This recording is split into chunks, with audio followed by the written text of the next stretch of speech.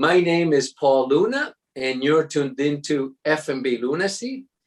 I am here today with restaurant consultant, independent restaurant champion, and Atlanta Guys Dinner Group founder, Sean Palani.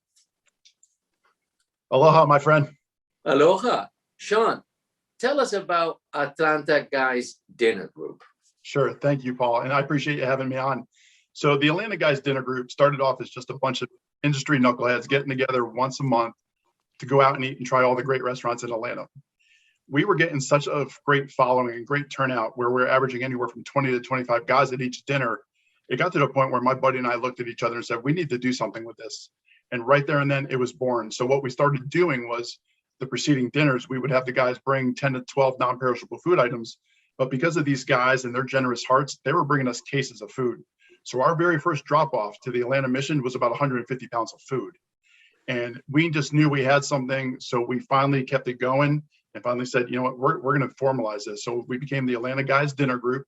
And every month we support a different charity, which is local to all of us. And we support a different restaurant every month as well. And right now we're up to 35 charities or local nonprofits that we've supported. Talk to us about independent restaurant champion. What does that mean? What does that do? I am all about the movement of saving restaurants. We all need to get out there and eat. We all need to take out, order to go, spread the word, and save our mom and pops, save our independent restaurant operators. There's a lot of good food out there. There are a lot of good folks and family out there who need our support, and we need to do that. So I eat out as much as I can, shake hands, kiss babies, and eat tacos and everything else I possibly can to support everybody. And I'm spreading the word the best that I can, one taco at a time, one burrito at a time, one lebna at a time, whatever it takes, I'm going to do it. What turns you on about food? You know what? Food has always been a connector for me. It's connected me to other people. It's connected me to cultures. It's been that bridge. And I firmly believe and wholeheartedly believe that food is our connector to each other and to opportunities for peace and bringing things to the table. It's communal. It is a peace offering. There is nothing better than breaking bread with a stranger and getting to know them, whether you're dipping into the same hummus or you're sharing a loaf of bread with a really good gravy or sauce or a big bowl of pasta or a table of polenta. Food brings us together, and that's what it's supposed to do. Tell us about the role you play as a restaurant consultant. Sure. So I am in private practice. I have the Pineapple Project, a Southern Hospitality LLC, and then I also work for a large food distributor. So right now we're focusing on really helping restaurants turn back from where they were during COVID and really starting to revamp up so they are at a place of being comfortable so they can accelerate back into the market. Also working with a lot of operators who really feel like their staff is missing that hospitality piece because of everybody having to wear masks and not sure how far they can go and presenting themselves tableside. So working with a lot of operators on that, and I enjoy that bit. You know, I'm all about hospitality and spreading the heart and well-being of the pineapple. Name 3 restaurants AGDG will visit this year. You're putting me on the spot. There are so many restaurants out there, you know. Are these? My friend, you're going to get me in trouble because I'm going to forget somebody who I'm very close to. Do you know these, or do you plan them on a monthly basis, or is the year booked? We plan them on a monthly basis. The charities are nonprofit. We try to plan out, but we're planning those on a month out too, because we're open to ideas. We like to support anything that supports women, children, families, the homeless, the hungry, anybody with opportunities. But restaurants, we're open. Anybody that wants to host us, we're a very easy group. We do a biannual get together twice a year. Hopefully with the vaccine and everybody getting healthy, we'll be able to do that. We always have a great turnout. We collect and solicit a lot of great donations for these groups. But yeah, we're on target to do well this year. So, but as far as restaurants go, it's trying to collect. You know, we've got meat and potato guys. We have people who aren't that adventurous. We have people who love everything like I do. So trying to find that balance for everybody. You know, so I've got one guy who's great, but he's like, Sean, you guys eat some crazy stuff. Tell me when it's a meat and potatoes month. Are there any requirements to join AGDG? There are. you have to have a big heart, and you have to want to be around like-minded guys. That's it. There are no dues, there are no fees, just the cost of the dinner and whatever donations we have for that month. If we're collecting donations for a women's shelter, it's whatever you can give. There's no limit. It's whatever you can bring. And if you can't show up to the dinner, we'll cover you. We want you to be around like-minded guys who believe in giving back. Fill in the blank. Eating is my passion.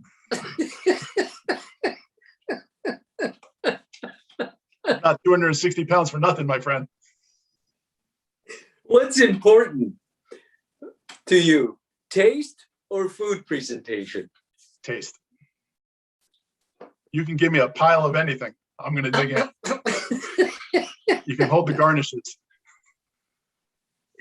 Okay. Butter or extra virgin olive oil? Ooh. Depends what I'm cooking, because I love blending them together. But there's nothing like a really good butter. We've got a guy in our dinner group who represents and works for a really good butter company. So he's very kind and brings samples to the group. But I love extra virgin olive oil, especially really good imported olive oil, or from Italy or Spain or Greece. This is an off-the-wall question because you're an off-the-wall guy. Sort of. What does play with yourself mean to you? What kind of rating are we going here, my friend? Are we trying to keep it PG? We're going G-rated here. G-rated. It means taking whatever I have in front of me and satiating my emotional needs at that moment. What do you enjoy doing when you're not working? Hanging out with my twin 6-year-olds. Do you cook at home? I do. I love cooking, but I eat out more so I can support restaurants. Are the kids good critics? Do they enjoy the cooking? They do, and they love to help out. I've got, they're 6-year-old boys. They eat like teenagers. One of them has my palate. There is probably not an animal body part that you can name that he has not had. He just had chicken hearts the other day. He had jellyfish with me on Saturday. The other one, chicken tenders, noodles, ramen, all that good stuff. But that's it. Is there such a thing as a food trend? I think there's evolving food changes. Yes, you can say there's trends. Something comes up and it falls off, or it balances out, or it equalizes out. Things are always changing, and it should, But I always believe with food, we should stick to the classics and build upon that. Like French cooking techniques. They're the foundation of most of our cooking, correct? And we don't want to take away from the credit of the founding chefs who created those food movements. So building on it and creating trends, they're going to be there. They sell food. If that's what they're going to do, and if they're going to help drive traffic to restaurants and put butts in seats for people, I'm all for it. I'm going to put you on the spot again here. And that is, I would love for you to create right now for us, what is the trend for this coming year and the years to follow?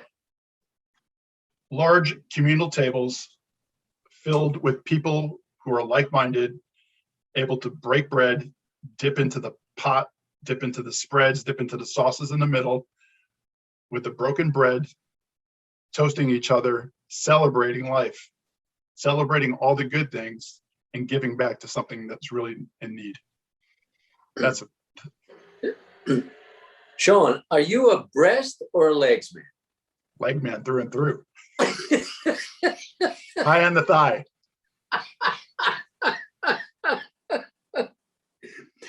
Is there anything meaningful that you would like to share with us? We are in a time, and I think we're slowly transitioning out of a period of uncertainty, of a period of slight darkness for a lot of people. Always know that there's somebody around you or somebody that you can reach out to, who you can call, who will go have a coffee with you, who will go break bread with you, who will want to take you to a restaurant and introduce you to something new. Be open-minded, be caring, smile, be the first. And when I say be the first to offer a handshake or a fist bump. It is what we're doing now. Offer a hello, be kind, have fun, enjoy life, and eat well.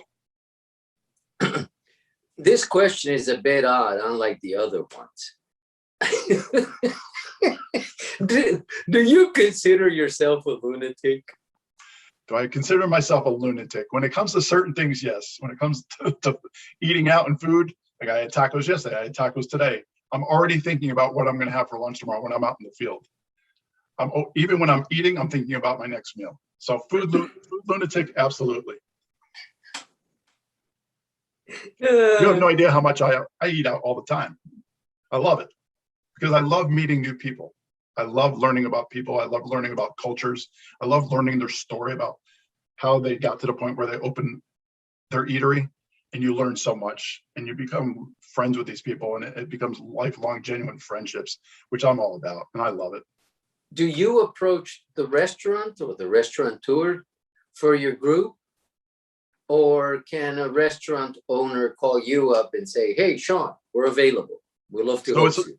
Yes, that's a great question. It's a little bit of both. In the beginning, we were reaching out to restaurants, and all of them very open and warm and welcoming, and loved the fact that they were going to get a great group of guys who were going to come in there and eat and walk out with a huge bill. But it got to the point now where the word is spreading about our dinner group, and restaurateurs are now reaching out to me as well as managers, and the word is spreading. And I've got a really good friend who does a little PR work for us, and she's been great about helping us spread the word and get the word out there. And there's been some good print and interviews out there that have helped spread the cause. You know, it's great because it's helping us showcase restaurants that are really good about what they do and support them. And then there's some really great local charities and nonprofits that need the support as well. So it's a win-win for everybody. How many people show up on these dinners approximately? Pre-COVID? Yeah, pre-COVID, we were averaging about 20 to 25. For our biannual get-together is about 125 to 150. We've got 14 reserved for next Monday so far, and those will trickle in. So I'm expecting about 20 for Monday's dinner. We're supporting Free 99 Fridge, which is a local community refrigerator that's placed strategically throughout the city and feeds those who are facing, hunger and, food insecurity. Are the nonprofits contacting you, or I reach out to them, or they're referred to me, or I'll ask somebody in the group who they've worked with in the past or who they want to support, and we never say no. We just ask that it's local, and that's it. As long as they're supporting somebody that's in need, we're saying yes. We have never said no.